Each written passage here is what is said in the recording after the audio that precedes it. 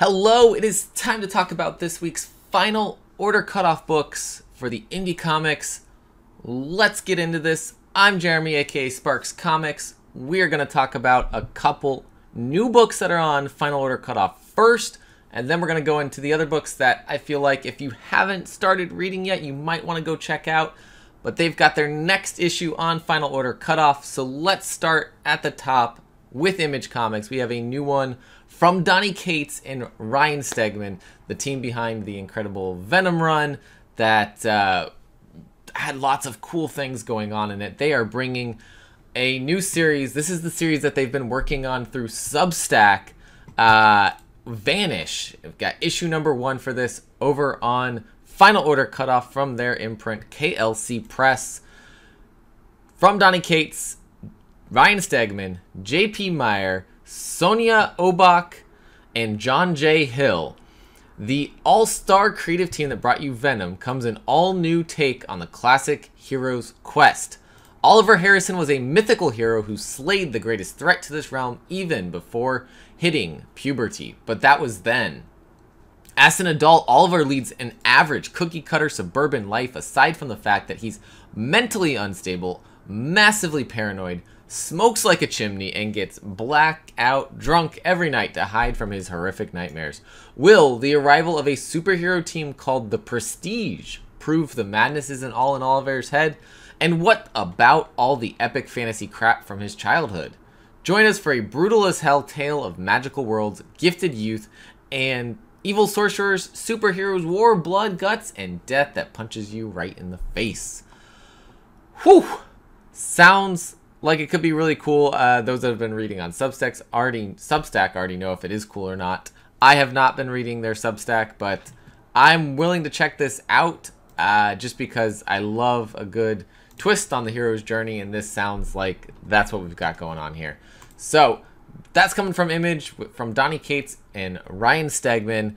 Moving over, there's a new one from IDW Publishing called Earth Divers, issue number 1 from Stephen Graham Jones, David Gianfelice, and Raphael Albuquerque doing the cover A, which is incredible looking. Stephen Graham Jones makes his ongoing comics debut with Earth Divers. The year is 2112, and it is the apocalypse, exactly as expected. Rivers receding, oceans rising, civilization crumbling. Humanity has given up hope, except for a group of outcast indigenous survivors who have discovered a time travel portal in a cave in the middle of the desert and figured out where the world took a sharp turn for the worst: America. Convinced that the only way to save the world is to rewrite its past, they send one of their own on a bloody one-way mission back to 1492 to kill Christopher Columbus before he reaches the so-called New World. But taking down an icon is no easy task, and his actions could prove devastating for his friends in the future. Just an incredible concept. I'm very interested in this one after reading it, the description. I think I saw earlier today that Scott Snyder put a quote out there for this book, which is pretty cool. So I think this is a really good IDW original coming out that is very much worth checking out. And last but not least, for the new ones, we've got from the newly Sumerian Comics, Turbo Kid, Skeletron Unleashed, from Anouk Whistle, Joan Carl Whistle, Francois Simard, and Jeek Dion, who did the art on the first Turbo Kid 2-issue series, which the artwork is incredible. If you haven't watched Turbo Kid, it is well worth the watch because it's one of those like cult hits that has a really good backing of the people that love it. They're working on more comics, but also they're working on putting out video games as well. There was a Kickstarter for a Turbo Kid video game, but really bringing in that 80s, 90s nostalgia. It's right here in this comic. It is coming from Sumerian Comics. They're keeping that Happy Tank imprint going here for Turbo Kid. The origin story of Skeletron, the villain from the cult movie Turbo Kid, now distributed on Amazon Prime, with a sequel film and video game in development. This double-sized one-shot written by the directors and drawn by the storyboard artist of the original film follows the gory path to hell of the man behind the mask of Zeus's first mate, the bloodthirsty beast convinced of being a robot. Whew! This is going to be a great story. Oversized one-shot, and so not a new series, but one awesome issue. So those are the new issues that I am looking at on Final Order Cutoff this week. Let's talk about some of the ongoings real quick. From Image Comics, we've got Deadliest Bouquet number 2 of 5 from Erica Schultz, Carola Borali, Gab Contreras, with a beautiful cover here by Adriana Mello and Dijo Lima. The Hawthorne sisters aren't the only ones with questions. The cops have some of their own. Was Jasmine doing some freelance work outside the flower shop? Is that what got her killed? Where was Violet last night? And will Poppy ever let Derek know what's really going on? It's got some family drama going on here, and I think this cover illustrates that well. Also, I love that there's some preference for what their weapons are. And if you go check out, Deadliest Bouquet has a shop that Erica Schultz is running that you can get different little icon kind of things that represent each of the sisters by guns, the knife, and the brass knuckles. So I think that's pretty cool. I've got 2 magnets from the Kickstarter book version of this, which is right here. And it's just, it's amazing. A fantastic story that if you aren't picking this up, please go check this out. Erica Schultz, awesome writer, and the art team on this, Carola Barali and Gab Contreras, is fantastic. Moving down the list in Image, we've got Public Domain from Chip Zdarsky, writing and illustrating. Got a little bit of a more interesting twist going on in the last issue, so I'm excited to see where this goes next. Chip's just having some fun, I feel like, with this series. Keeping moving, we've got Radiant Black number 18 from Kyle Higgins and Stefano Simeone. We have a new story arc starting here with issue number 18. It's 1979. Wendell George graduates from Purdue with a degree in engineering and plans for the future. It's 2020. Wendell George discovers a cosmic artifact in a donut shop. It's 2023. Everything has fallen apart. Series writer Kyle Higgins is joined by Chicago sports radio star Lawrence Holmes and rising star artist Stefano Simeone from Good Luck, Mega Man Fully Charged, for the secret origin of Radiant Yellow. I've been having so much fun with this universe. Radiant Black itself has been just a super amazing story that Kyle Higgins has been just building this world and building it up with other stories. We had the Radiant Red story, we have Rogue Sun, we have the Dead Lucky, which right there on the shelf. So if you haven't checked out the Massive Verse, go pick up some trades. There's trades for Radiant Blackout. There are trades for Rogue Sun's trade just hit shops recently, and Radiant Red also, I believe, is out. So there's a lot of trade reading that you can do to catch up on this world, and well worth it. Moving on to Boom Studios, we've got Grimm number 5. I believe this is the last issue, but maybe not. Actually, yeah, I think it was originally going to be a 5-issue series, but based on this, it's not done because Grimm was popular. So just like when Something is Killing the Children was first coming out, it was very, very popular, and they said, let's keep this going if you have more story to tell. Stephanie Phillips and Flaviano bringing us this story with Rico Renzi on the colors. The truth behind Jessica Harrow's mysterious death and her connection to the Grim Reaper is finally revealed.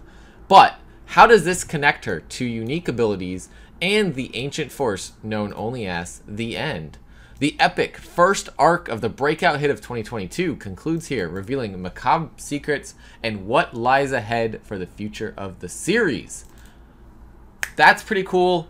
I've loved this. I love Stephanie Phillips' writing and Flaviano and Rico Renzi's artwork on this. So I'm happy to see this continue. But issue 5 here, concluding the first arc. And what else we got from Boom this this FOC, we got Wind Thrown in the Sky, number 2 of 5, from James Tynan and Michael D. Alinis.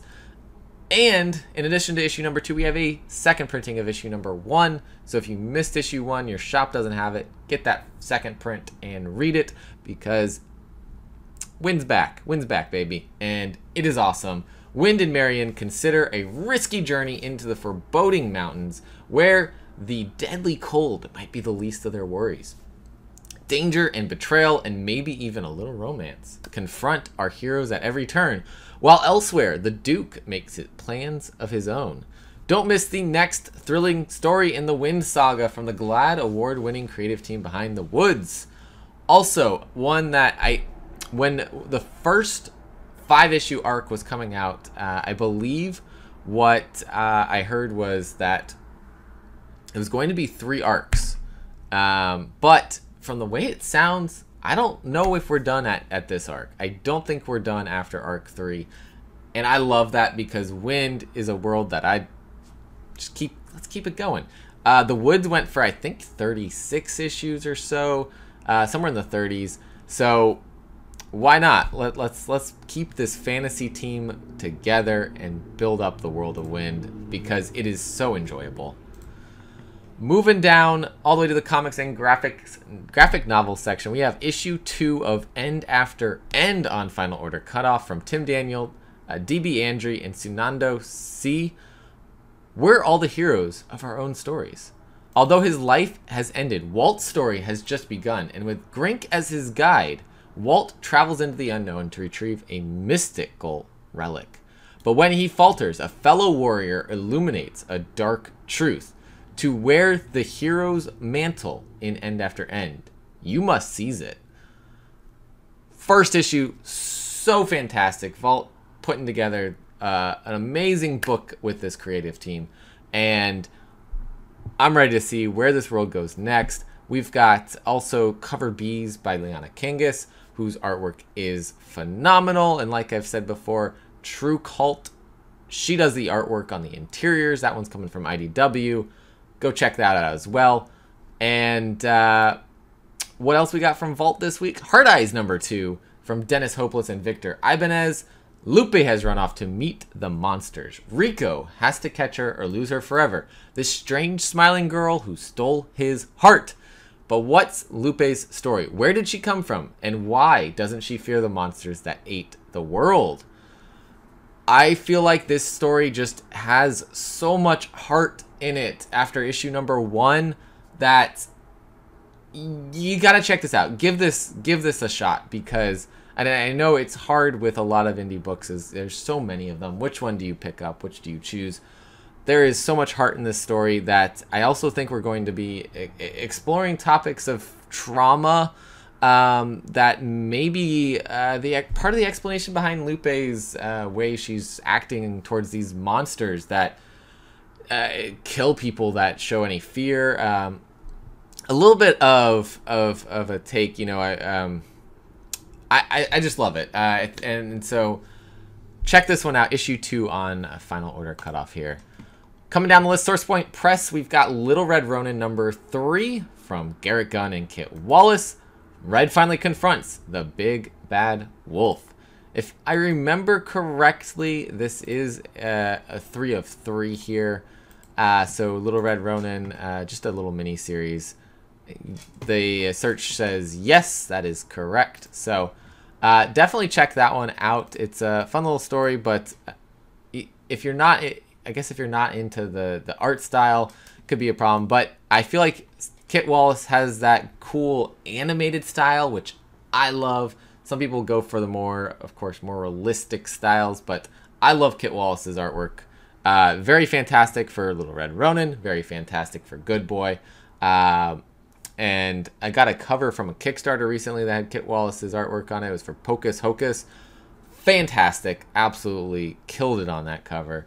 So I'm going to be picking up anything that Kit Wallace is doing.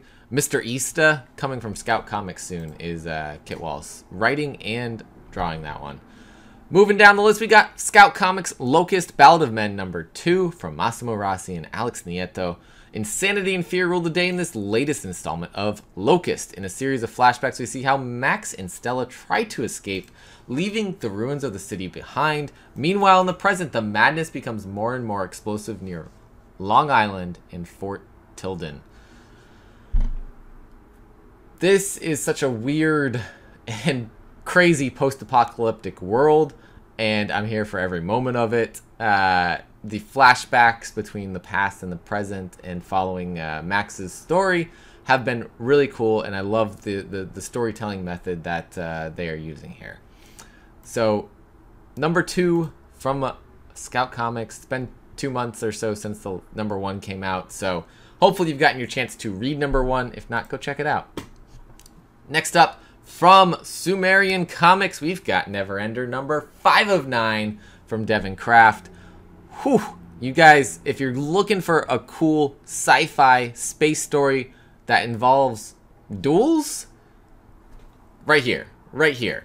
This is the story for you, because that's what this is. It's fantastic. Devin's artwork is incredible in this. I love it's clearly manga influenced style to it, but at the same time pulling some influences from across the board. We've talked about this on the show before when Devin came on and we chatted about Neverender, so go check that out and see where he draws his influence from. But in this issue, at death's door, Neverender is betrayed by the woman he loves. As the Universal Duelist League is paused while Ji-Hai acclimates to her new position as leader of the Colonial Republic, Neverender does one thing a duelist must never do and falls in love with a fellow fighter. Elsewhere, Radio sets off in search of a body, gaining further autonomy. Radio being the sentient AI that steered his ship when he left Terra in order to go to space and escape the riots and everything going on down on the world. And once he landed, it essentially said it was going to help him survive, and it's been doing all kinds of crazy things out there. So soon it sounds like it's gonna have a body, and you know what happens there, taking over. Next up on the list from Vault Comics, Shadow Service number 15 here. I don't remember if we're doing 6-issue arcs or 5-issue arcs, but Shadow Service has just been incredible. This world that Kevin Scott and Corin Howell have been building up has been super cool. The MI666, every time I talk about this book, I tell you guys how much I love that concept, and it's still true. This is the last issue of the arc. With a key member of the MI666 missing and Gina Meyer behind enemy lines, the true threat finally becomes clear as Death to Spies reaches its thrilling conclusion. Supernatural spy action from New York Times bestseller Kevin Scott and Corin Howell. Whew. 15 issues in. This is, I think, the longest I've been on a Vault series. Most of their other series haven't gone this long. There's a couple that go longer. Wasted Space is one of those. It's about to have a Kickstarter for their like omnibus version of it. So I'm looking forward to that so I can pick it up and read it. But we'll see how long this one goes. There's so many stories that can be told here, and I think they're going to keep on telling them. Coming down to the last one on the list is from Mad Cave Studios. We got Tiger's Tongue number 3 from Olivia Stevens, and art by Diane Saku Banton Perry. We've got an incredible story of twins vying for the chance to be the one that inherits the throne, even though growing up only one of them ever really wanted it. And now they've been forced into these trials to see who will become the next ruler of the Tiger's people. And with that going on, first trial is complete. The Tiger's people are one step closer to see who between the twin princesses Kalindi and Aridani will inherit the throne, especially as the River's people grow more emboldened to rebel.